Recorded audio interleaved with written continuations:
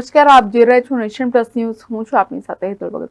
ગુજરાત સરકારના ઠરાવ મુજબ છોટાઉદેપુર જિલ્લા ખાતે ફરજ બજાવતા કુલ 47 પોલીસ કર્મચારીને head constable, assistant police sub inspector તરીકે બઢતી આપવામાં આવેલ છે.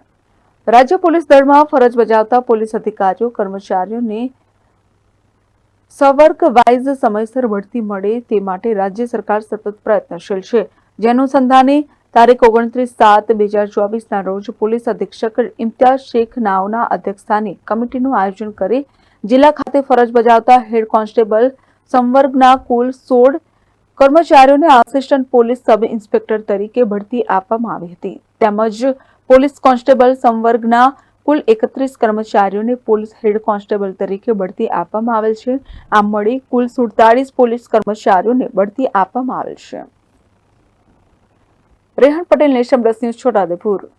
સમાચારોના સતત અપડેટ મેળવવા માટે અમારી નેશન પ્લસ ન્યૂઝની યુટ્યુબ ચેનલને સબસ્ક્રાઇબ કરો, બેલ આઇકન દબાવો અને જોડાયેલા રહો ફેસબુક, ઇન્સ્ટાગ્રામ અને ટ્વિટર પર.